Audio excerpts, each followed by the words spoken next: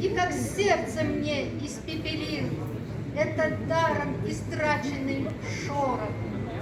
О, летящие в ночь поезда, уносящие сон на вокзале, если б знали вы, впрочем, знаю я, что и тогда не узнали бы, если б знали, почему мои речи резки, в вечном дыме моей папиросы, сколько темной и грозной тоски в голове моей светловолосой.